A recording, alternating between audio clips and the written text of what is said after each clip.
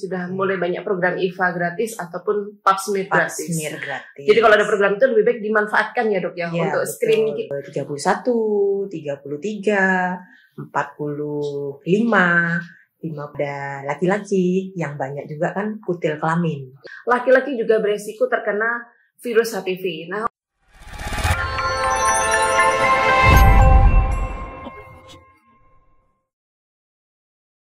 Mawar Sukuntu menyegarkan mata yang penat. Hai Sobat Sehat, selamat datang di podcast Sapa Sehat Rumah Sakit Umum Universitas Muhammadiyah Malang bersama saya Rizky Wulan. Hari ini kita akan berbincang-bincang tentang kanker serviks. Apakah itu kanker serviks? Bagaimana penyebabnya? Apakah ada faktor risiko tertentu? Dan bagaimana cara pencegahannya? Langsung saja kita bahas bersama narasumber yang sudah hadir bersama kami, yaitu salah satu dokter spesialis kandungan. Selamat datang kepada Dr. Aida Musyarafah, spesialis obstetri ginekologi. Halo dokter, assalamualaikum. Waalaikumsalam. Gimana kabarnya dokter hari ini? Alhamdulillah. Oke, kita akan berbicara tentang kanker serviks ya dok. Sebenarnya kanker serviks itu seperti apa ya dok ya? Kanker serviks itu adalah tumor ganas yang mengenai mulut rahim atau serviks. Yaitu kalau ini organ genitalia perempuan bagian dalam, nah serviks itu yang sini, yaitu bagian paling bawah. Kalau ini adalah rahim, ini saluran indung telur, dan ini sendiri adalah indung telurnya. Jadi kalau kanker serviks itu tumor ganas yang menyerang bagian leher rahim, atau bagian paling bawah. Leher rahim? Ya. Oke, berarti ini pastinya menyerang wanita gitu dok ya? Betul. Nah, kira-kira penyebabnya apa nih dok untuk kanker serviks itu sendiri dok? Kanker serviks itu 95% penyebabnya adalah HPV, Human Papilloma Virus. Oh, virus HPV. Human Papilloma Virus itu memang umum mengenai pada organ kelamin ataupun kulit. Okay. Untuk faktor resikonya dok pada wanita, ini kira-kira yang bisa kena kanker serviks itu yang bagaimana dok? Kalau faktor resiko banyak, yang pasti yang paling banyak adalah menikah ataupun hubungan seksual pada usia dini, terutama usia di bawah 17 tahun. Terus bisa juga untuk yang banyak anak, dikatakan mereka yang memiliki anak lebih dari 3 itu resiko terkena kanker mulut rahim atau kanker serviks ini lebih besar. Nah, selain itu juga riwayat bergonta-ganti pasangan atau berhubungan dengan pasangan yang sering bergonta-ganti pasangan. Iya, hidup seks bebas berarti ya dok. Iya. Selain itu juga merokok ataupun lifestyle. Untuk lifestyle ini dikatakan termasuk gaya hidup sehat terkait nutrisi, karena seperti yang dikatakan tadi penyebab kanker mulut rahim itu kan HPV. Nah, HPV bisa recovery atau membaik sendiri, misalkan pada seseorang yang terinfeksi HPV.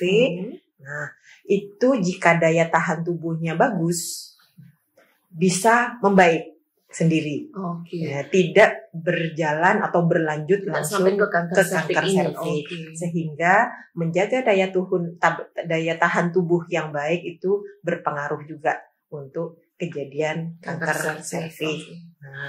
Misalkan gini dok, kalau dari orang tuanya atau dari pihak keluarganya itu ada yang sebelumnya riwayat kanker serviks, itu juga mempengaruhi nggak dok untuk berikutnya? Itu sangat. Sangat mempengaruhi. Secara umum adalah riwayat kanker ya. Riwayat kanker entah dalam keluarganya itu beresiko atau ada yang mengidap kanker entah payudara, apapun itu, maka resiko terkena kanker serviks lebih besar. Apalagi kalau dalam keluarganya memang ada yang terkena kanker serviks. Baik, untuk tanda gejalanya dok, karena kan rata-rata kita tahu kalau pasien ini sudah terkena, sudah stadium akhir gitu dok ya. Nah, ini tanda gejalanya yang umum apa dok? Seperti yang Mbak Rizky tadi katakan, bahwa gejala itu akan kelihatan kalau stadiumnya sudah lanjut. Ya. Nah, biasanya akan terjadi perdarahan yang tidak normal. Entah itu perdarahan di luar siklus haid, atau perdarahan bagi mereka yang sudah menopause, atau seringkali juga perdarahan setiap habis hubungan seksual. Oke. Selain itu, gejala lainnya juga adanya keputihan yang tidak normal. Keputihan yang terus tidak membaik, apalagi sudah terjadi dalam jangka waktu lama. Nah, itu hati-hati, harus diwaspadai apakah ada kanker serviks. Nah, selain itu ada juga keluhan nyeri saat berhubungan. Baik. Jadi kalau memang ada keluhan seperti perdarahan ataupun keputihan, sebaiknya periksa ya dok ya. Kalau memang itu di luar, istilahnya perdarahan di luar siklus haid, atau misalkan perdarahan pada yang sudah menopause gitu dok ya. Ya, pastinya seperti itu. Itu kalau sudah ada gejala. Karena gejala ini munculnya saat stadium lanjut. Nah, sehingga ada juga yang deteksi dini sebelum muncul atau tampak gejala, dilakukan deteksi dini. Salah satunya dengan IVA, Pap smear, itu kan sudah mulai digalakkan ya. Sudah mulai banyak program IVA gratis ataupun Pap smear gratis. Jadi kalau ada program itu lebih baik dimanfaatkan ya dok ya, untuk screening kita ya dok. Screening sebelum menjadi di stadium lanjut sudah ketahuan lebih awal. Karena terapi atau treatment pada stadium yang masih dini jauh lebih mudah dan kemungkinan sembuh sampai totalnya bisa sembuh sampai tuntas jika diketahui pada stadium yang awal. Kalau sudah stadium lanjut itu terapinya sulit, kosnya atau biayanya banyak, dan penyembuhannya tidak bisa sembuh secara total. Oke. Untuk kanker serviks ini dok ya, apakah menyerang kepada wanita di usia subur saja? Karena 95% memang penyebabnya adalah HPV ya, dan kanker serviks sendiri terjadi pada perempuan, memang mengidap atau terinfeksinya HPV biasanya dengan kontak seksual. Dan mayoritas terjadinya pada usia reproduktif. Nah, tetapi kontak seksual itu tidak melulu hanya hubungan suami istri. Nah, apapun kontak yang terjadi sampai masuk ke liang vagina, sampai mengenai serviks atau mulut rahim, itu bisa menjadi jalan masuk atau port d'entry dari HPV ini. Apalagi HPV-nya yang termasuk resiko tinggi. Karena HPV itu strain-nya banyak. HPV banyak macamnya. Yang paling beresiko tinggi menjadi kanker serviks adalah yang tipe 16 dan 18. Itu mayoritas 70% dari kanker serviks adalah HPV dari tipe 16 dan 18. Meskipun sekarang sudah berkembang, ada tipe 31, 33, 45, 58, dan kalau selain kanker serviks, kalau pada laki-laki yang banyak juga kan kutil kelamin. Nah, itu biasanya tipe 6 dan 11. Jadi banyak tipenya ya dok yang HPV ini. Kalau untuk kanker serviks ini ya dok ya, di Indonesia ini seperti apa? Seperti yang saya bilang tadi kan adalah kasus nomor 2 terbanyak untuk kasus kanker di Indonesia. Nah, untuk perkembangannya sekarang bagaimana dok? Sampai sekarang masih tertinggi nomor 2 setelah kanker payudara. Dari profil kesehatan tahun 2021 itu 17%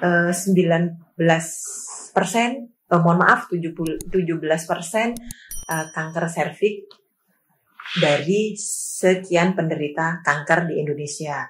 Dan 2023 itu juga dikatakan screeningnya masih tidak jauh sesuai target. Dari 2021 screening atau deteksi dini kanker serviks dari data penduduk Indonesia yang melakukan IVA hanya 6,8%, dan 2023 masih 7% yang melakukan screening IVA di Indonesia dari target 70%. Oh, jadi masih kurangnya kesadaran dari masyarakat Indonesia untuk melakukan screening ya dok, baik IVA ataupun pap smear. Gitu. Ya, sehingga itu sangat berpengaruh pada angka kejadian kanker serviks yang masih penurunannya tidak signifikan atau jauh dari target. Jadi belum signifikan untuk menurunkan angka itu karena memang dari masyarakatnya masih belum mau. Mungkin takut mungkin dok ya kalau mau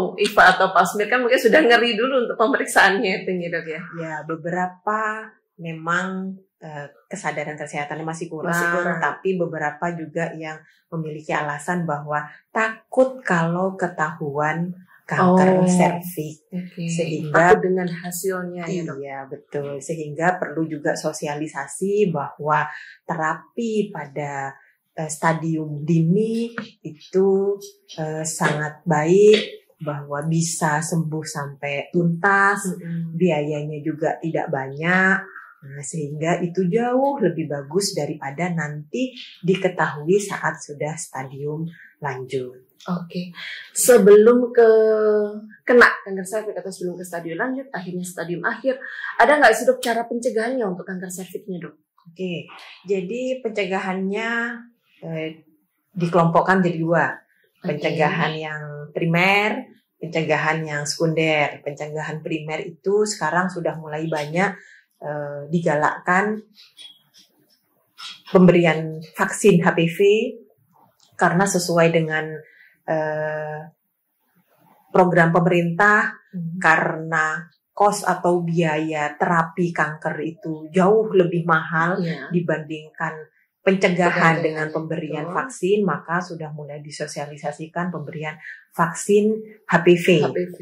Vaksin HPV ini diberikan mulai anak usia 9 tahun. Oh bisa dok ya? Bisa sekali. Diberikan mulai 9 tahun, bahkan kalau diberikan di bawah usia 15 tahun cukup 2 dosis saja.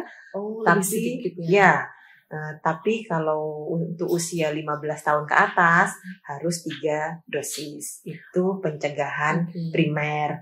Nah, kalau pencegahan sekunder yaitu tadi deteksi dini kanker serviks mulai dari IVA, pap smear, ada pemeriksaan HPV DNA, dan sekarang sudah mulai banyak berkembang tipe-tipe deteksi dini. Oke.